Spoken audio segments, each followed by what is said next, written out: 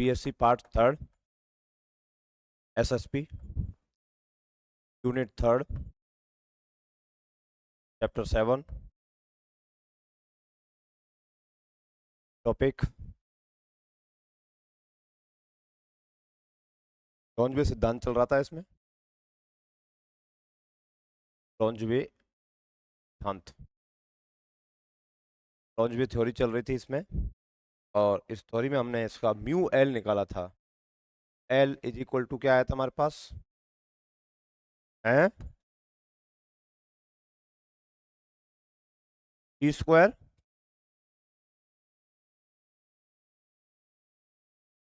ये हमारे पास आया। इसको हमने कुछ समीकरण दिया था, समीकरण नंबर 4, यहाँ तक हमने कल देखा था। ठीक, अब इससे आगे अपन देखते हैं। तो देखो, कोई भी हमारे पास एटम है तो उसमें एक इलेक्ट्रॉन तो होता नहीं है, इलेक्ट्रॉन बहुत सारे होते हैं। और जब बहुत सारे इलेक्ट्रॉन्स होते हैं तो अलग अलग कक्षाओं में भी क्या कर सकते हैं, गति कर सकते हैं। हमने तो कोई एक इलेक्ट्रॉन रे के रैंडमली क्या किया कि आर रेडियस की कक्षा में गति कर रहा है, तो उसके कारण हमारे पास जो मोमेंटम आएगा ये आएगा। अब हम पूरे एटम की बात करें तो एटम के अंदर बहुत सारे इलेक्ट्रॉन्स हैं, और बहुत सारे इलेक्ट्रॉन्स हैं तो उन इलेक्ट्रॉनों की रेडियस अलग अलग हो सकती है। तो हम यहाँ पर जो रेडियस की बात करेंगे वो किसकी बात करेंगे, एवरेज रेडियस की बात करेंगे, औसत की बात करेंगे। तो एक परमाणु के लिए पूरे की बात करें तो यहाँ पर प्लस माइनस दोनों आते हैं, मतलब धनात्मक भी हो सकता है ऋणात्मक भी हो सकता है, लेकिन प्रतिचुंबकीय पदार्थों के लिए नेगेटिव जो होता है वो क्या होता है, इफेक्टिव होता है। तो म्यू एल प्रतिचुंबकीय पदार्थों के लिए क्या होगा, माइनस के ई स्क्वायर आर अपॉन 4m होगा। और चूंकि रेडियस अलग अलग हो सकती है, ये औसत हम इसका लेंगे।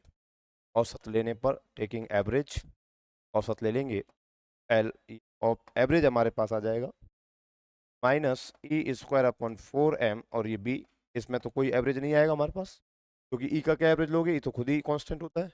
बी मैग्नेटिक फील्ड का एवरेज लेगे नहीं, कांस्टेंट मैग्नेटिक फील्ड लगा रखा है। एम मास कांस्टेंट है इलेक्ट्रॉन का, 4 कांस्टेंट है, रेडियस चेंज हो रही है केवल, तो रेडियस चेंज हो रही है तो आर स्क्वायर क्या हो जाएगा, एवरेज हमारे पास हो जाएगा, आर स्क्वायर का एवरेज हमारे पास हो जाएगा। समीकरण नंबर 5 आएगा। अब जैसा हम देखते हैं कि जो न्यूक्लियस होता है उस न्यूक्लियस के अराउंड जो सर्कुलर ऑर्बिट्स होते हैं, ये सर्कुलर ऑर्बिट्स हम ऐसे बनाते हैं, ऐसे चारों तरफ। तो सर ये एक प्लेन में नहीं होते, ये 3D में होते हैं। तो एक प्लेन में कोई सर्कल नहीं बन रहा है, ये किस में चल रहे हैं, 3D में चल रहे हैं। जैसे एक इलेक्ट्रॉन हो सकता है ऐसे चल रहा हो, एक इलेक्ट्रॉन इस वाले ऑर्बिट में चल रहा हो, दूसरा किसी और में चल रहा हो, तीसरा किसी और में चल रहा हो। 3D में गोले की शेप में चलते हैं, ना कि वृत्त की शेप में। तो जब हम ऐसा दिखाते हैं तो जैसे क्या लगता है, वृत्ताकार लगता है। पहला सर्कल, दूसरा सर्कल, सर्कल नहीं है ये, सर्कल तो है लेकिन सर्कल एक प्लेन में ना होकर अलग अलग प्लेन में है, तो 3D में ये चल रहे हैं अपने पास। ठीक है, तो यहाँ पर इसका जो रोटेशन है इलेक्ट्रॉन का वो अलग अलग एक्सिस के अलोंग हो सकता है।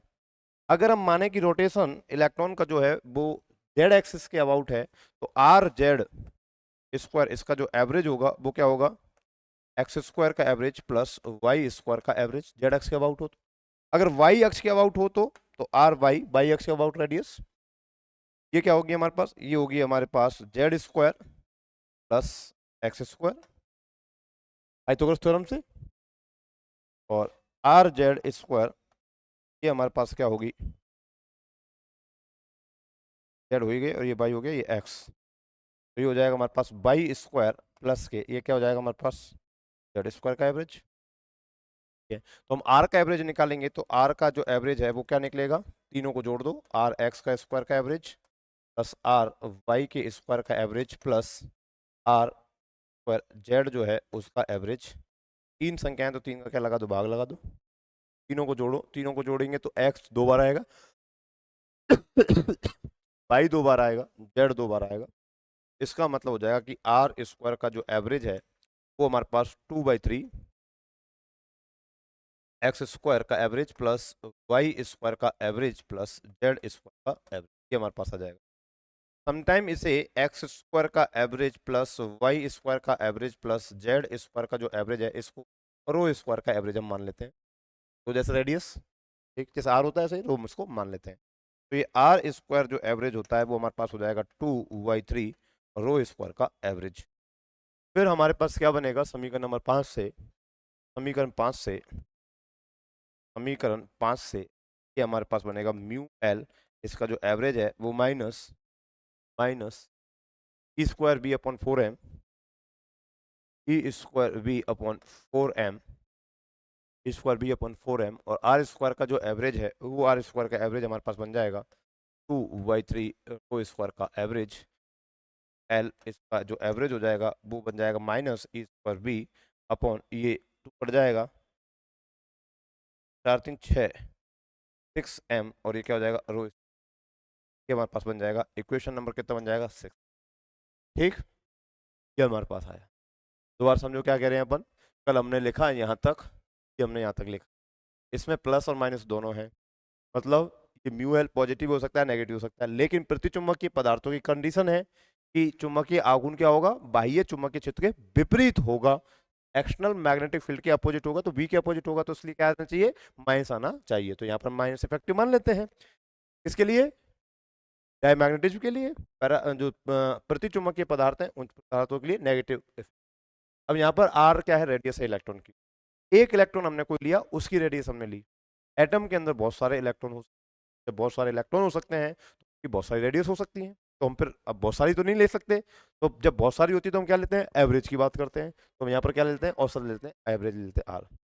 अब ये आर जो है वो आर एक प्लेन में भी हो सकता है, अलग अलग प्लेन में भी हो सकता है, राइट, 3D में कहीं भी हो सकता है, तो हम क्या ले लेते हैं कि आर जेड जेड एक्स के अबाउट अगर रोटेशन हो, जेड एक्स के अबाउट वो क्या कर रहा है, घूम रहा है, ये जेड एक्सिस है इसके अबाउट इलेक्ट्रॉन घूम रहा है, ये एक्स एक्सिस है इसके अबाउट इलेक्ट्रॉन घूम, और ये जेड हो गया, ये बाई एक्सिस हो गया, इसके अबाउट क्या कर रहा है, इलेक्ट्रॉन घूम रहा है, तो जेड एक्सिस से घूम रहा है, बाई एक्सिस के अबाउट घूम रहा है, और एक्स एक्सिस के अबाउट घूम रहा है, तो रेडियस का स्क्वायर क्या होगा, तीसरे का उन दोनों के ओके बराबर हो गया, तीनों परपेंडिकुलर हमारे पास होती हैं, तो इसमें क्या करती है, पाइथागोरस थ्योरम काम करती है, 2 का स्क्वायर तीसरे के स्क्वायर क्या होगा, बराबर हमारे पास होएगा। ठीक है, जब हम इसका एवरेज निकालेंगे तो तीनों को जोड़कर कितनी शर्तें हैं, 1 2 3, तीनों को जोड़कर 3 का भाग लगा देंगे, तीनों का भाग लगा देंगे, ये इसका एवरेज आ जाएगा।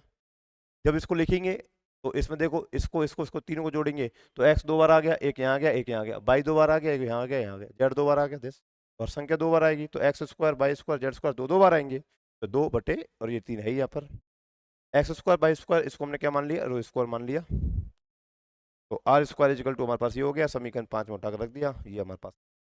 ठीक, तो समीकरण नंबर 6, ये हमारे पास औसत चुंबकीय आघूर्ण है, इसका है भी एक एटम का, कितने का निकाला है, एक एटम का, पूरे पदार्थ का अगर निकालेंगे तो पूरे पदार्थ में एटम्स की संख्या कितनी है उस संख्या क्या कर देंगे, मल्टीप्लाई कर देंगे। ठीक, तो लिखो समीकरण 4 के बाद कोई लैंग्वेज लिखाई थी क्या, चुंबकीय आघूर्ण में परिवर्तन को व्यक्त करता है, यह परिवर्तन डेल, अच्छा पर ये निकाला होगा अपन ने, डेल निकाला होगा परिवर्तन है, डेल निकाला होगा, तो यहाँ पे सब में डेल आएगा फिर तो।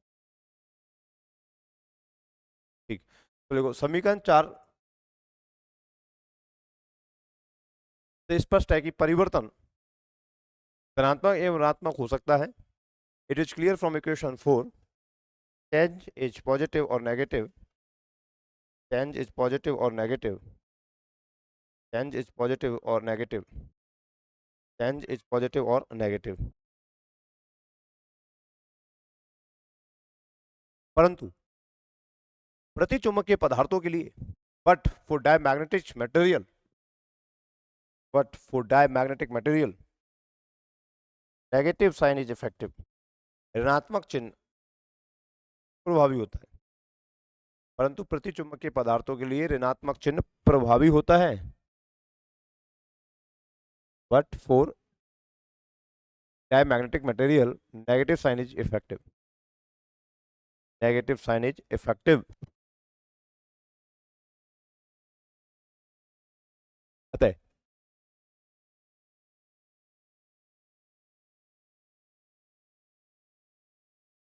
अगली लाइन उतार लो, समीकरण नंबर 4 के बाद की, del mu L equal to minus E square R P upon 4m।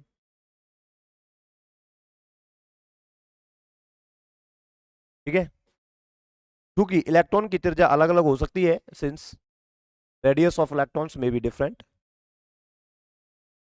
Since radius of electron may be different, since radius of electron may be different, अतः औसत लेने पर हेंस टेकिंग एवरेज, अतः औसत लेने पर हेंस टेकिंग एवरेज, अतः औसत लेने पर हेंस टेकिंग एवरेज, अतः औसत लेने पर हेंस टेकिंग एवरेज, तो एवरेज ले लो, औसत डेल लगा लें सबके साथ, डेल म्यू एल चल रहा है ना, औसत ले लो।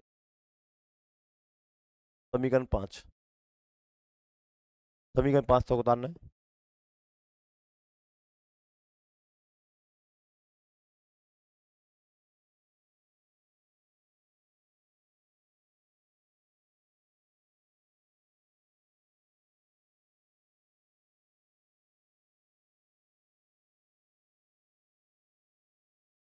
यदि घूर्णन या घूर्णन नहीं क्या बोलेंगे इसको,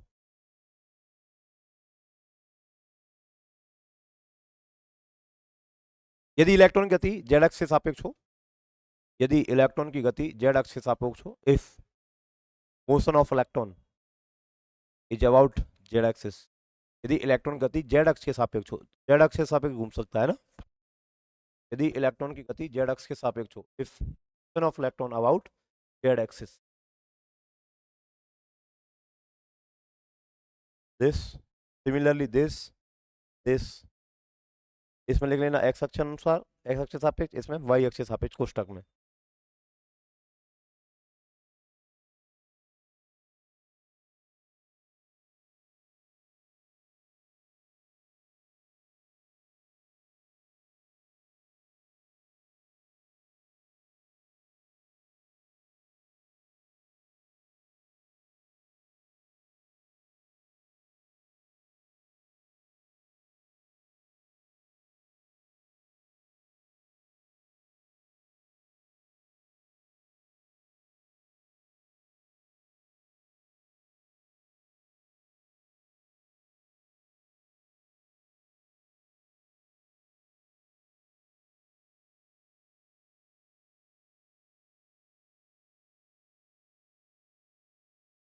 एक बार समझ में, एन कहाँ है,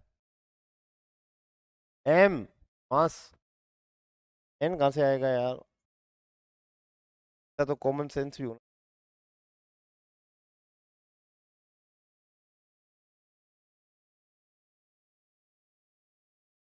अतः इस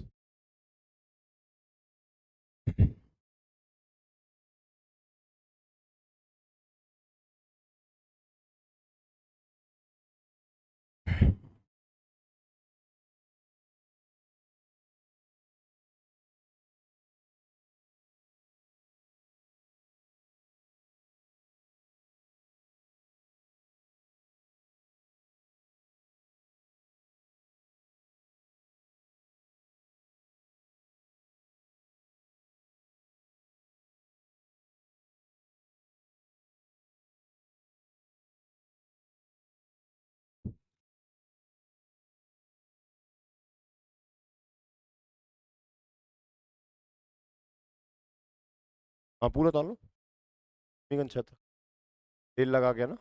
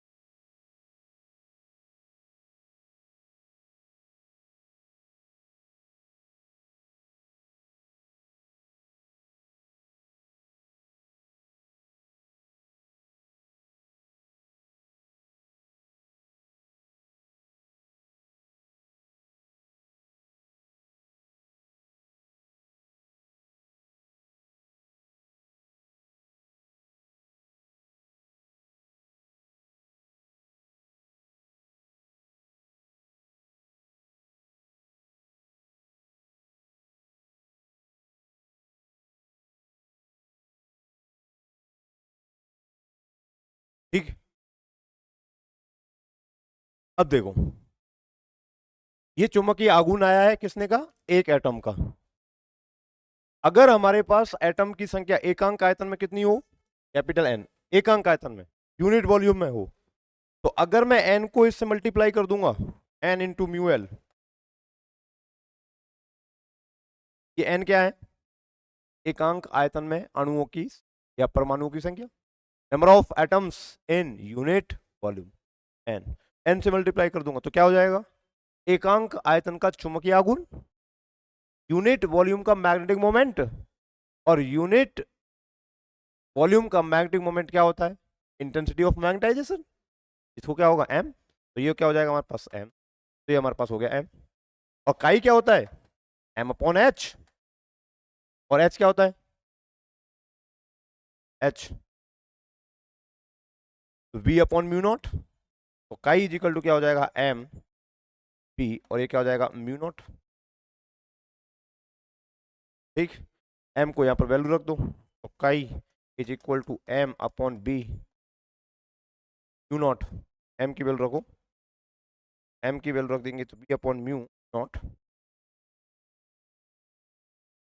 m की वैल्यू n l। तो chi is equal to b upon mu n, mu l की वैल्यू कितनी? डेल म्यू l की वैल्यू, डेल म्यू l की वैल्यू कितनी?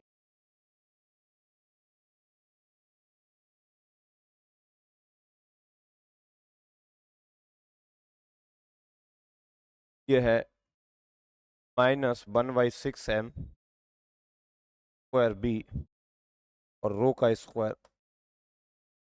तो ये हमारे पास हुआ I is equal to -1/6m, B से बी कट जाएगा, और ये ए स्क्वायर नॉट, ये बी से ये बी कट जाएगा, 6m यू नॉट n, और क्या हो जाएगा? रो। ये समीकरण नंबर हमारे पास कितना आएगा? समीकरण नंबर 7। तो समीकरण 7 प्रति चुंबकीय पदार्थों की चुंबकीय प्रवृत्ति को क्या करता है? वो व्यक्त करता है लॉन्जवे सिद्धांत के अनुसार। तो लिखो, यदि एकांक आयतन में, समीकरण 6 के बाद लिखो, या पहले समीकरण 6 को लिख लो। समीकरण 6 एक परमाणु के चुंबकीय आघूर्ण को व्यक्त करता है। Equation 6 represent magnetic moment of an atom, magnetic moment of an atom. समीकरण 6 एक परमाणु के चुंबकीय आघूर्ण को व्यक्त करता है। Equation 6 represent magnetic moment of an atom. समीकरण 6 एक परमाणु के चुंबकीय आघूर्ण को व्यक्त करता है। अतः अतः माना एकांक आयतन में परमाणुओं की संख्या कैपिटल एन है, and flat number of atoms in unit volume, number of atoms in unit volume, number of atom in unit volume, number of atoms in unit volume, in unit volume is capital N. तो then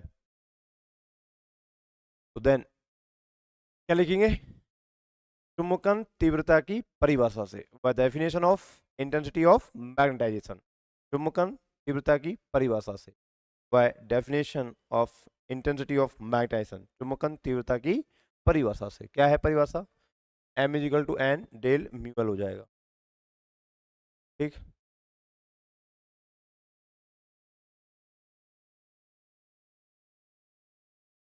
चुंबकीय प्रवृत्ति की परिभाषा से, by the definition of magnetic susceptibility, by the definition of magnetic susceptibility. और ये पूरा complete उतार लो।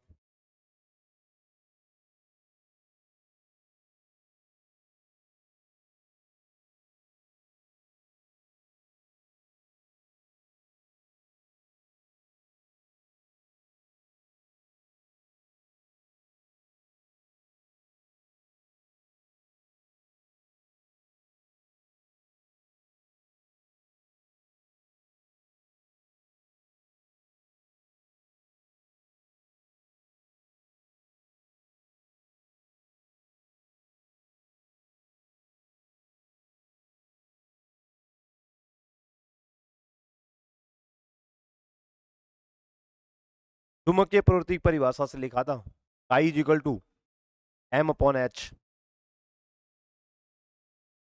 और एच क्या होता है, B upon mu naught, as equal to M B naught, M की वैल्यू रख दो, क्या करो समीकरण नंबर 7 तक उतार लो।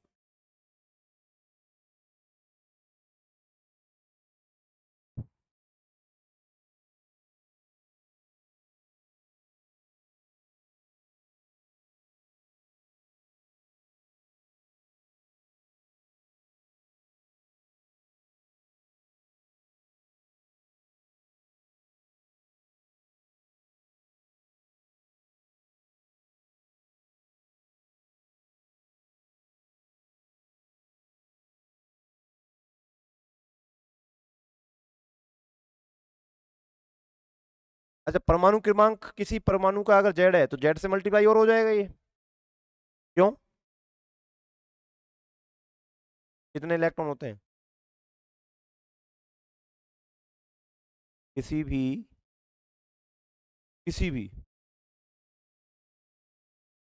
परमाणु में, कितने इलेक्ट्रॉन होते हैं? जितना उनका परमाणु क्रमांक होता है उतने तो इलेक्ट्रॉन होते हैं। तो हमने तो एक इलेक्ट्रॉन मान के कंसीडर किया है, एक इलेक्ट्रॉन मान के कंसीडर किया है ना, और कैपिटल एन से मल्टीप्लाई किया है एक अंक आयतन के लिए। लेकिन हमने ये माना है कि एक एटम में एक इलेक्ट्रॉन ही है, तो चार्ज ई लिए। अगर हमारे पास अगर हमारे पास परमाणु क्रमांक जेड हुआ, जेड से मल्टीप्लाई और ये होगा, राइट। तो एक नोट डाल, समीकरण 7, इसलिए समीकरण 7,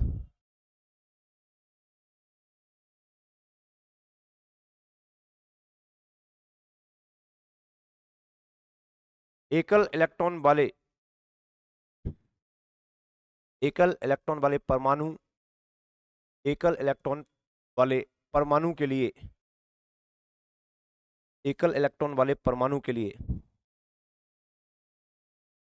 चुंबकीय प्रवृत्ति को व्यक्त करता है। Equation 7 represent magnetic susceptibility of single electron atom. उस पदार्थ की चुंबकीय प्रवृत्ति है ये जिसमें जो एटम है उनमें कितने इलेक्ट्रॉन है, एक इलेक्ट्रॉन है। अब नोट डालो,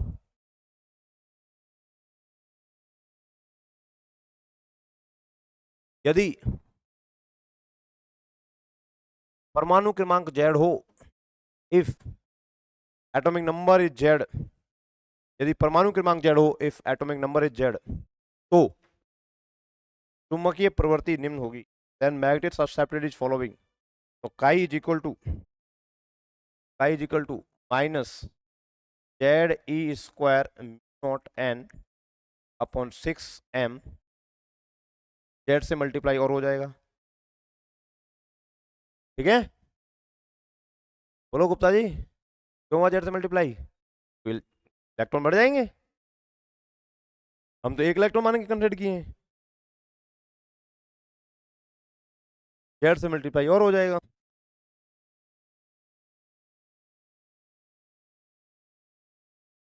यहां तक सवाल आ चुका है समीकरण नंबर 8। समीकरण 8 प्रतिचुंबकीय पदार्थों की चुंबकीय प्रवृत्ति को व्यक्त करता है।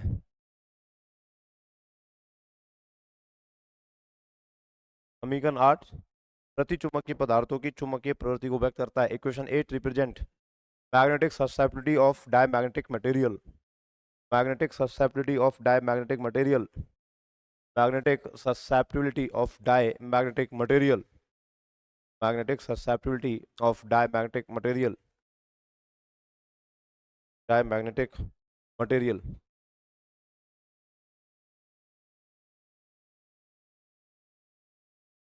जो कि ताप पर निर्भर नहीं करती, which does not depend on temperature, जो कि ताप पर निर्भर नहीं करती, which does not depends on temperature, ताप पर निर्भर नहीं करती, ताप पर निर्भर नहीं करती, तथा ऋणात्मक होती है, एंड इज नेगेटिव, तथा ऋणात्मक होती है एंड इज नेगेटिव।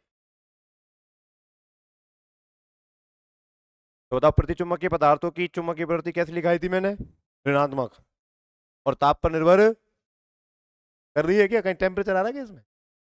तो यहां तक ये फॉर्मूला प्रूव करने के लिए पूछ ले, चुंबकीय प्रवृत्ति ज्ञात करने के लिए पूछ ले, सिद्ध करो कि प्रतिचुंबकीय पदार्थों की चुंबकीय प्रवृत्ति ये होती है, तो आपको यहां तक कैलकुलेट करना है पूरा की पूरा, ठीक। बोलो। एक इलेक्ट्रॉन का निकालना है, एक परमाणु का निकालना है, उसमें n से मल्टीप्लाई करेंगे, एक अंक आयतन के लिए आ जाएगा, यूनिट वॉल्यूम के लिए आ जाएगा, और यूनिट वॉल्यूम के लिए आ जाएगा तो चुंबकीय प्रवृत्ति की फिर परिभाषा लगा दो।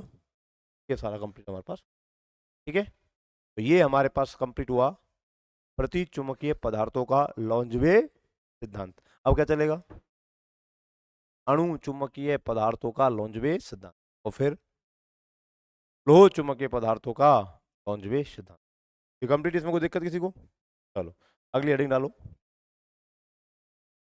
अणु चुंबकीय या अणु चुंबकत्व का लॉन्जवे सिद्धांत। अणु चुंबकीय पदार्थों का लॉन्जवे सिद्धांत या अणु चुंबकत्व का लॉन्जवे सिद्धांत। तो अगला है अणु चुंबकत्व, अणु चुंबकत्व का लॉन्जवे चिरसम्मत सिद्धांत। चिरसम्मत सिद्धांत।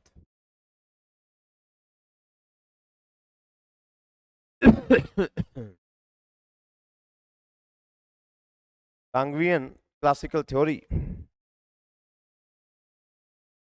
सांगविन classical theory of paramagnetism.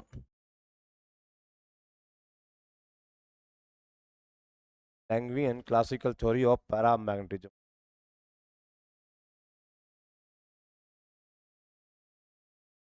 अणु चुंबकत्व का लॉन्जवे।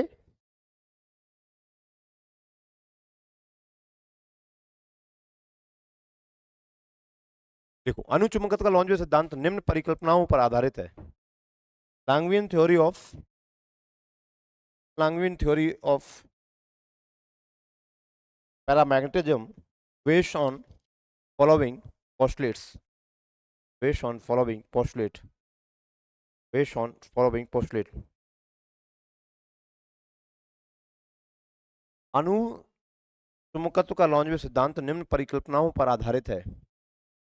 लैंगविन्स theory of paramagnetism based on following postulates. कुछ पोस्टुलेट्स हैं, पोस्टुलेट्स का मतलब मान लिए गए हैं, ऐसा ही था, मान लिए गए हैं, बिना प्रूफ के पोस्टुलेट्स माने जाते हैं। पोस्टुलेट्स का मतलब क्या है, ऐसी एजम्पशन जिसका कोई प्रूफ ना हो, वो क्या होते हैं, पोस्टुलेट होते हैं, और उनका उपयोग किसी सिद्धांत को प्रूव करने में किया जाता है। राइट, नहीं है समझ में? क्या होते हैं पोस्टुलेट्स? ऐसी एजम्पशंस जो एक्सपेरिमेंट बेस ना हो, लेकिन उनका उपयोग किसी तथ्य की पुष्टि के लिए किया जाता है, वो क्या कहलाती है, एजम्पशंस। जैसे मैं अच्छा एक पढ़ाई करूंगा तो पास हो जाऊंगा, एक्सपेरिमेंटल प्रूफ थोड़ी है कि पढ़ाई करेगा फिर भी पास हो जाएगा, लेकिन क्या है, एजम्पशंस। मान लिया अगर मैं पढ़ा तो पास हो गया, मैं अच्छे काम करूंगा तो मेरे को अगला जीवन अच्छा मिलेगा, परिकल्पनाएं हैं, उसके आधार पर तथ्यों के अपन क्या करते हैं, व्याख्या करते हैं। ठीक है, तो लिखो पहला पोस्टुलेट क्या है, पहला पोस्टुलेट लिखो, इन पदार्थों में अयुग्मित इलेक्ट्रॉन होते हैं। इन पदार्थों में, किन पदार्थों में, अरे इन पदार्थों मतलब अणु चुंबकीय पदार्थ, इन पदार्थों में अयुग्मित इलेक्ट्रॉन होते हैं। In these materials electrons are non pair, electrons are non pair. इन पदार्थों में अयुग्मित इलेक्ट्रॉन होते हैं, इलेक्ट्रॉन्स आर नॉन पेयर। अतः चुंबकीय आघूर्ण में, अतः चुंबकीय आघूर्ण में कक्षीय तथा चक्रण दोनों गतियों का योगदान होता है। अतः चुंबकीय आघूर्ण में कक्षीय एवं चक्रण दोनों गतियों का योगदान होता है। Hence both spin and orbital motion, hence both spin and angular motion, hence both spin and angular motion, spin and angular motion, spin and orbital motion, angular नहीं orbital, spin and orbital motion contribute in magnetic moment, contribute in magnetic moment. अतः चुंबकीय आघूर्ण में कक्षीय तथा चक्रण दोनों गतियों का योगदान होता है। हाँ भाई, जिनमें इलेक्ट्रॉन अनपेयर होंगे, अयुग्मित होंगे, उनमें क्या होगा, कक्षीय गति का क्या होगा, योगदान होगा। क्या होगा, कक्षीय गति का योगदान होगा, और चक्रण गति का भी योगदान होगा। दूसरा देखो, बाह्य चुंबकीय क्षेत्र की उपस्थिति में कुल चुंबकीय आघूर्ण शून्य होता है। बाह्य चुंबकीय क्षेत्र की उपस्थिति में, अनुपस्थिति में, बाह्य चुंबकीय क्षेत्र की अनुपस्थिति में कुल चुंबकीय आघूर्ण शून्य होता है।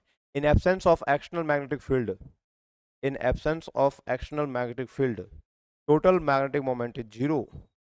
In absence of external magnetic field, total magnetic moment is zero. बाह्य चुंबकीय क्षेत्र की अनुपस्थिति में कुल चुंबकीय आघूर्ण, कुल चुंबकीय आघूर्ण शून्य होता। अगला,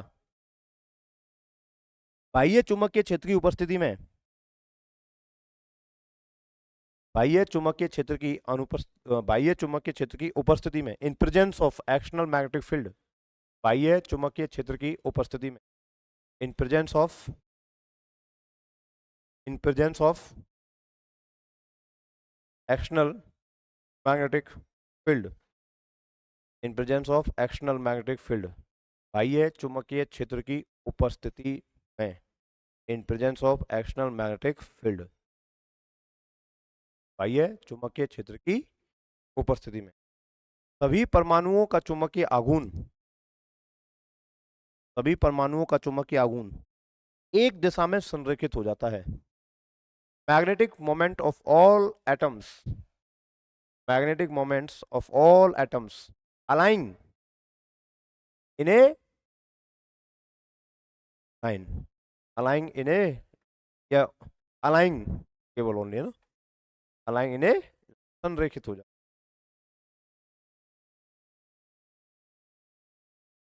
जिसके कारण कुल चुंबकीय आघूर्ण का मान शून्य नहीं होता है। Due to which total magnetic moment does not zero, कारण कुल चुंबकीय आघूर्ण का मान शून्य नहीं होता है। Due to which total magnetic moment does not zero. क्या लिखा सर, अगर हमारे पास बाहर से कोई मैग्नेटिक फील्ड नहीं है, मतलब B इक्वल टू जीरो है, तो इस कंडीशन में जो टोटल चुंबकीय आघूर्ण होगा म्यू, वो क्या होगा, जीरो होगा।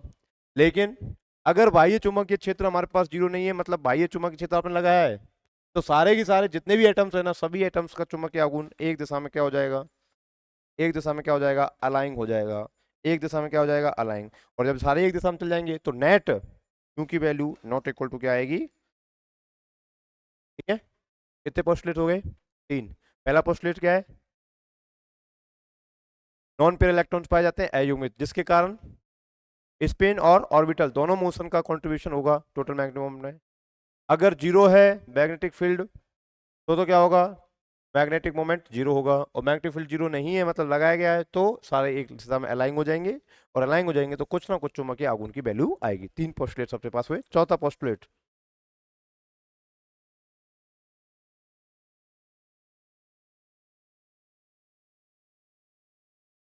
जिन परमाणुओं के अक्ष चुंबकीय क्षेत्र के साथ,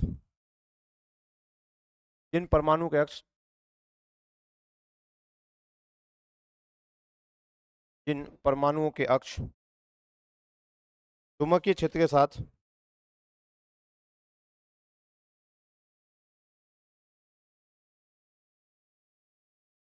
theta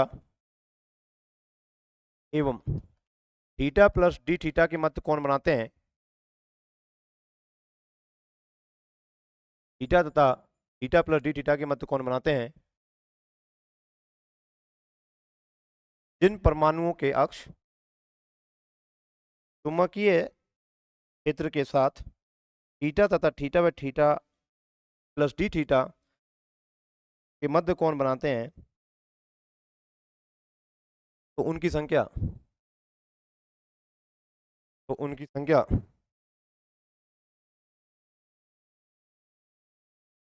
sine theta D theta के समानुपाती होती है। If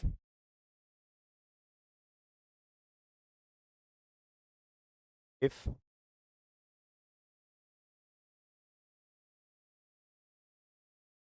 axis of atom makes an angle theta, makes an angle between theta and theta plus d theta, if axis of atom makes an angle between theta and theta plus d theta with magnetic field,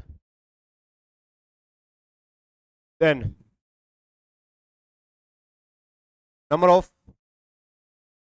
such atoms is directly proportional to number of such atoms directly proportional to sin theta D theta. क्या समझ में आया sir? जिस मान चलो magnetic field आपने ऐसे लगाया और कोई एटम है, उस एटम का एक्सिस क्या है, ऐसा है, इसके एंगल बना, ये एंगल किसके बीच में है, थीटा और थीटा प्लस डी थीटा के बीच में एंगल बना, कोई भी थीटा और थीटा प्लस डी थीटा के बीच में कोई एंगल बन रहा है। तो ऐसे जो एंगल बना रहे हैं उन एटम्स की जो संख्या है वो संख्या किसके समानुपाती होगी, sin थीटा डी थीटा के समानुपाती। ये बहुत इंपॉर्टेंट पॉइंट है। अगर हमारे पास एटम का एक्सिस मैग्नेटिक फील्ड के साथ थीटा से लेकर थीटा प्लस डी थीटा के मध्य कोई एंगल बना रहा है तो उनकी संख्या sin थीटा डी थीटा के क्या होगी, डायरेक्टली प्रोपोर्शनल। और ऊर्जा समविभाजन सिद्धांत या मैक्सवेल का सिद्धांत क्या कहता है, जो संख्या होती है वो संख्या क्या होती है, एक्सपोनेंशियल या e की power minus u upon kbt ये क्या होती है, समानुपाती होती है। देखो आगे लिखो, ऊर्जा समविभाजन सिद्धांत के अनुसार, हाँ, ऊर्जा समविभाजन सिद्धांत के अनुसार ऊर्जा समविभाजन सिद्धांत के अनुसार परमाणुओं की संख्या, ऊर्जा समविभाजन सिद्धांत के अनुसार परमाणुओं की संख्या e की power minus u upon KVT के समानुपाती होती है, according to equipartition principle of energy, according to equipartition principle of energy, according to equipartition principle of energy.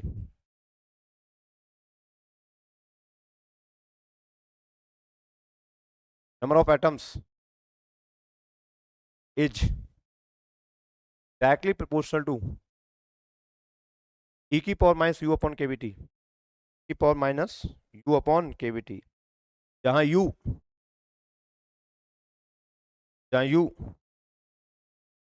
चुंबकीय स्थितिज ऊर्जा है, जहां u चुंबकीय स्थितिज ऊर्जा है, where u is magnetic potential energy, जहां u चुंबकीय स्थितिज ऊर्जा है।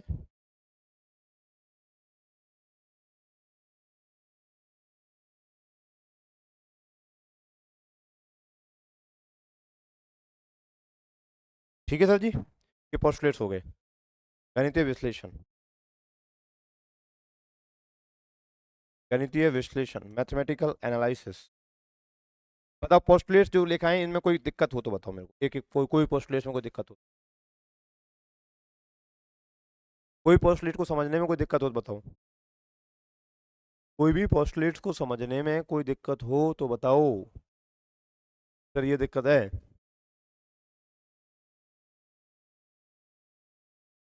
कोई किसी पोस्टुलेट को समझने में दिक्कत? दो पोस्टुलेट बहुत इंपॉर्टेंट है, क्या संख्या किसके समानुपाती होगी, sin थीटा डी थीटा के, और e की power minus u upon KVT, ये ऊर्जा समविभाजन सिद्धांत के अनुसार, और ये संख्या के आधार पर। क्यों क्या है यहाँ पर, मैग्नेटिक पोटेंशियल एनर्जी, चुंबकीय स्थितिज, और के भी क्या है, बोल्ट्जमान कांस्टेंट, और टी क्या है, टेम्परेचर। टी क्या है, गणितीय विश्लेषण। मान के चलो एकांक आयतन परमाणु संख्या कितनी है, एकांक आयतन परमाणु संख्या कितनी है, n एकांक आयतन में, और थीटा से थीटा प्लस डी थीटा के मध्य कौन बनाने वाले परमाणु संख्या कितनी है, n।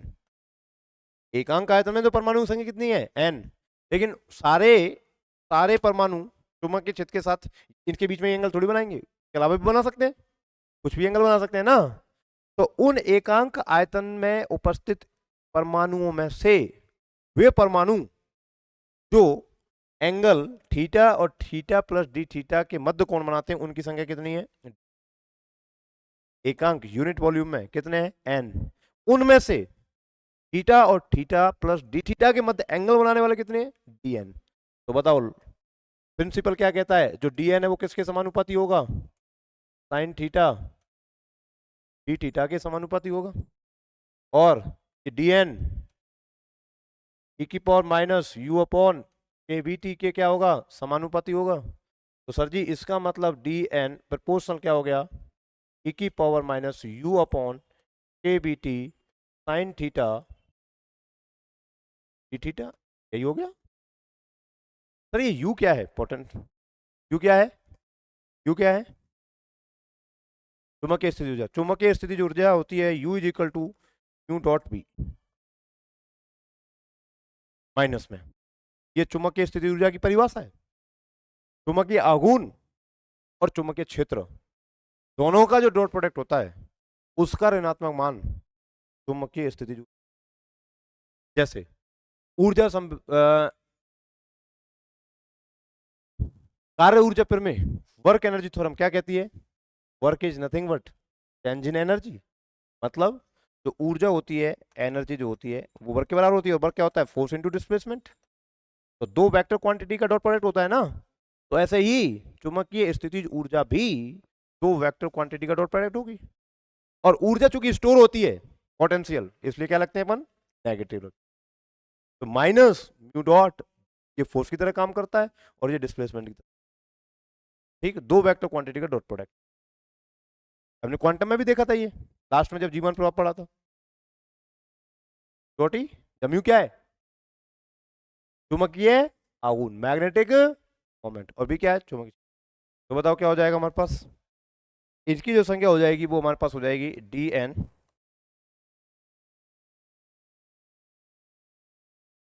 D N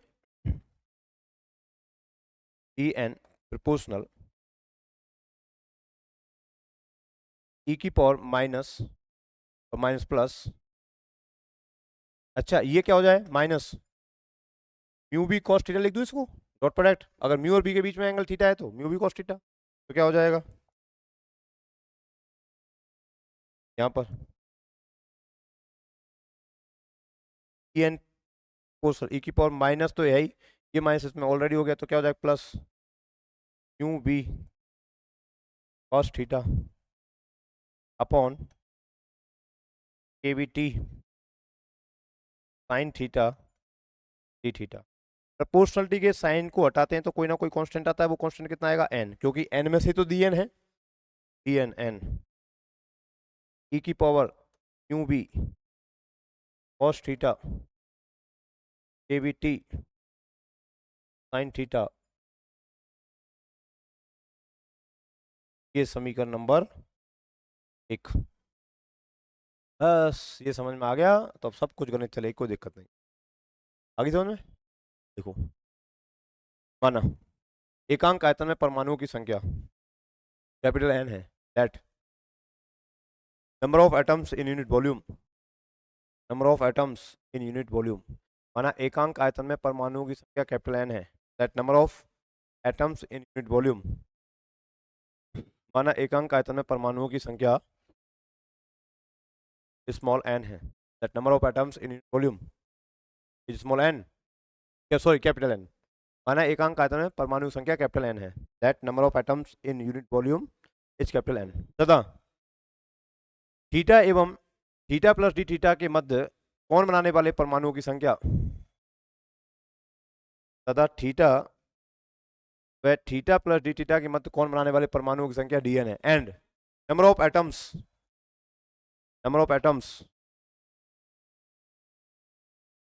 of angle between theta and theta plus D theta, between theta and theta plus d theta is dn,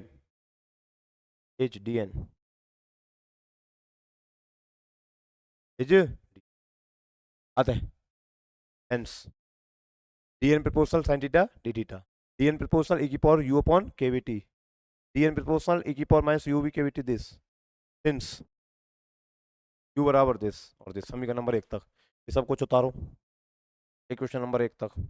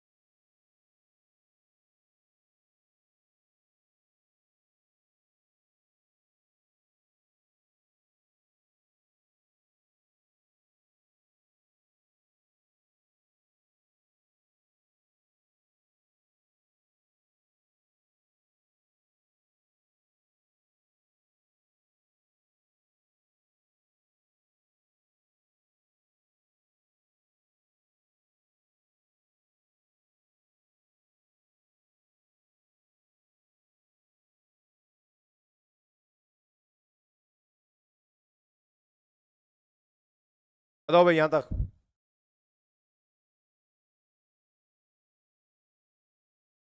समीकरण 1 तक दिक्कत नहीं।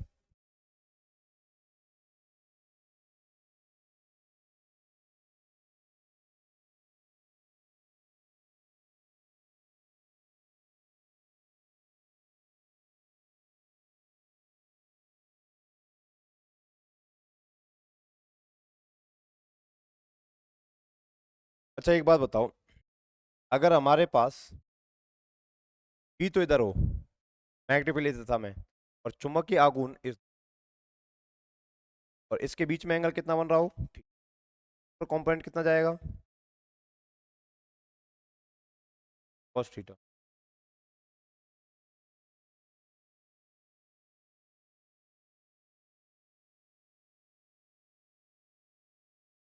यहाँ पे देख हमने क्या लिखा है, u माइनस डॉट बी, क्या आएगा, minus mu B cos theta.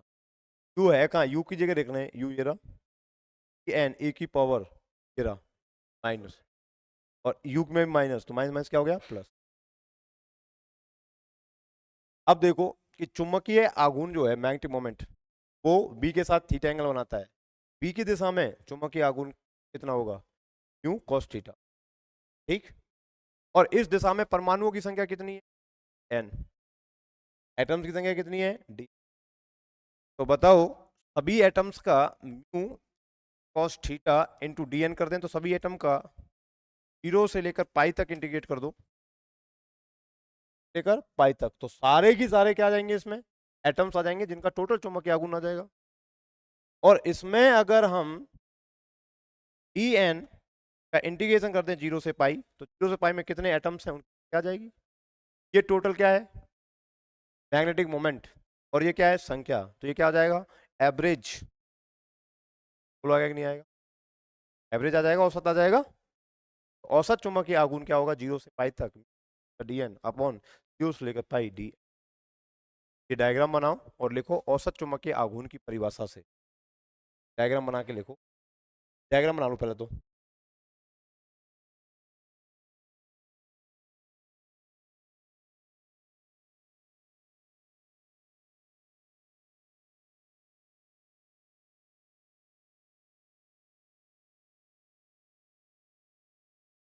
Diagram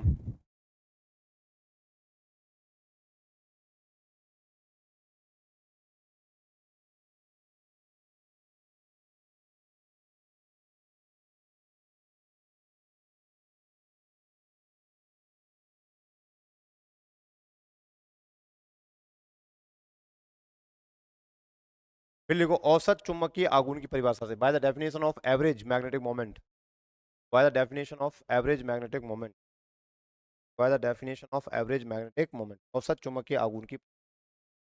बताओ सर जी, औसत म्यू कॉस थीटा dn से मल्टीप्लाई करो, dn क्या है, थीटा से लेकर डी थीटा बीच में क्या होगा एंगल, उसको मल्टीप्लाई कर दो, और 0 से लेकर पाई तक क्या ले लो, लिमिट, टोटल मैग्नेटिक मोमेंट आ गया। 0 से पाई लिमिट मैंने क्यों ली भाई, मैंने कहा जब बाह्य चुंबकीय क्षेत्र लगाएंगे सारे क्या हो जाएंगे, अलाइन, सारे अलाइन हो गए, एक ही दिशा में चल जाएंगे, और ये दिशा यहाँ से लेकर यहाँ तक पूरे सारे सारे आ जाएंगे इसमें, दूसरी दिशा में तो नहीं जाएंगे ना, 0 से चालू होकर कहाँ तक जाएंगे, पाई तक, एक ही दिशा में अलाइन हो। कोई इधर भी जा रहा था वो भी अलाइन होकर इधर आ गया, कोई इधर जा रहा था वो भी अलाइन होकर इधर आ गया, सीधे हो गए सारे साथ, तो 0 से लेकर पाई तक तो लिमिट, dn संख्या थी कहाँ तक, थीटा से लेकर थीटा प्लस डी थीटा में, और म्यू कोस थीटा से मल्टीप्लाई कर दो, और 0 से पाई तक लिमिट, टोटल मैग्नेटिक मोमेंट 0 से लेकर पाई तक आ गया, उसमें 0 से लेकर पाई तक टोटल एटम कितने हैं उनका भाग लगा दो, एक एटम का मैग्नेटिक मोमेंट कितना आएगा वो पता लग जाएगा, उसे क्या बोलेंगे, एवरेज बोलेंगे। तो औसत चुंबकीय आघूर्ण की परिभाषा से, by the definition of average magnetic moment, mu equal to 0 से pi mu cos theta dn। अब बताओ dn म्यू एवरेज, बताओ म्यू एवरेज 0 से लेकर पाई, म्यू cos थीटा तो है ही है, और dn की जगह कितना है, n e की power p cos theta upon kbt sin theta upon 0 से लेकर पाई n की power 2b cos theta upon kbt sin theta.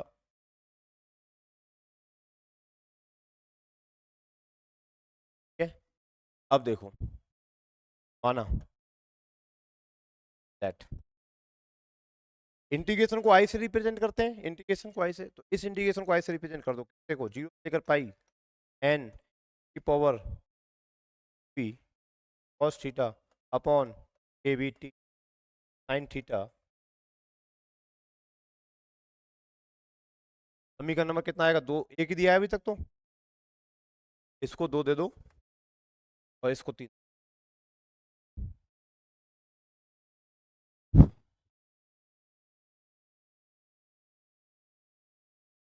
आई मान लिया,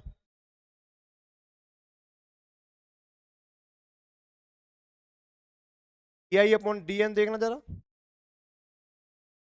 D I upon D N, D I upon D X, D I upon D x,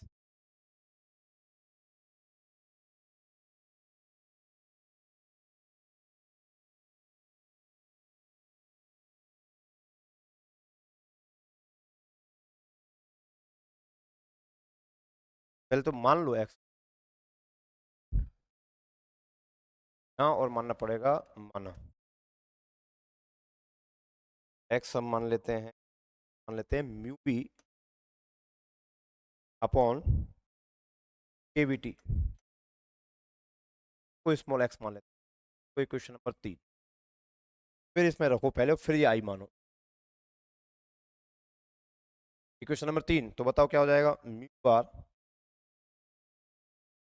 0 से लेकर पाई cos theta n e की power mu upon केबी, mu upon केबी T, जो क्या जाएगा x cos theta, और ये sin theta D theta upon 0 से लेकर पाई, 0 से लेकर पाई n की power x cos theta sin theta D theta, समीकरण नंबर 4। अब मानो इसमें, और माना i इज इक्वल टू 0 से लेकर पाई n e पावर x cos theta sin theta पर 5 और D I upon D X, बताओ D I upon D X, इस इंटीग्रेशन का एक्स के रेस्पेक्ट डिफरेंशिएट करेंगे, क्या होगा, एक्स के रेस्पेक्ट डिफरेंशिएट करेंगे, 0 से लेकर पाई तो ये है ही है, एन है ही है, एक्स के साथ क्या आ रहा है, cos थीटा आ रहा है, ये बाहर आ जाएगा, और बाकी पूरी कैसे चलेगी, बाकी पूरा की पूरा क्या चलेगा, ऐसे ही एक्स वेरिएबल यहाँ है, एक्स वेरिएबल क्या है यहाँ पर है, किसका भाग लग जाएगा, एक्स के साथ क्या है कॉस थीटा, एक्स के साथ क्या है cos theta, I upon D X cos theta, I upon D X cos theta. या हम ऐसा करो, इस एन से एन तो काट सकते हैं अपन, एन को हटा दो यहाँ से, ये समीकरण नंबर 6, और समीकरण 5 और 6 से समीकरण 4 5 व 6 से क्या हो जाएगा, एवरेज इज इक्वल टू 0 से ये हमारे पास जी कर पाई कॉस थीटा और x cos theta sine theta, तो ये रहा हमारे पास, क्या बनेगा,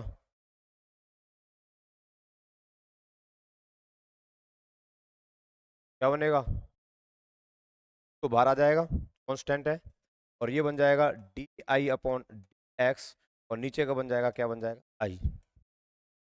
ये समीकरण यहाँ तक आप उतार लो, उसके बाद करेंगे,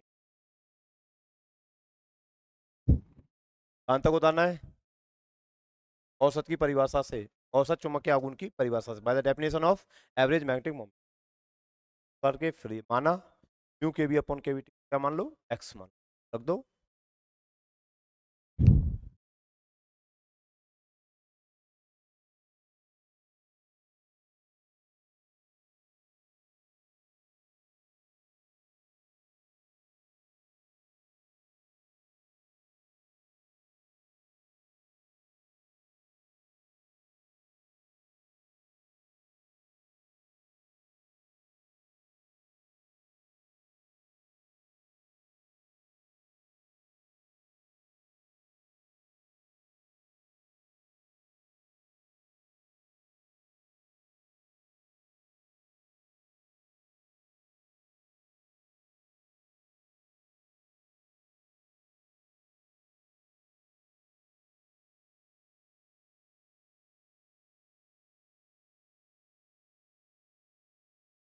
हाँ दे दो, तो जो इक्वेशन दिए दे दो, थर्ड फोर्थ 5 6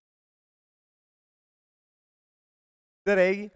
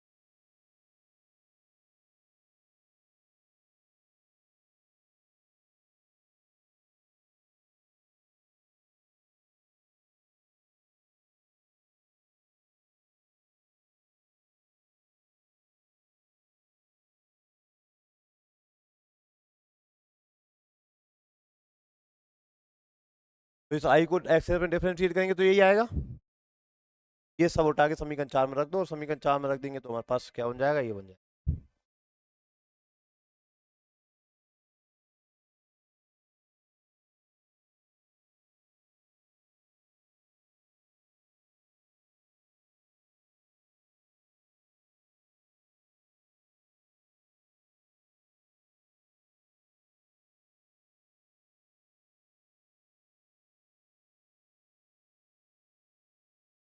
समीकरण 7 तक हो गया,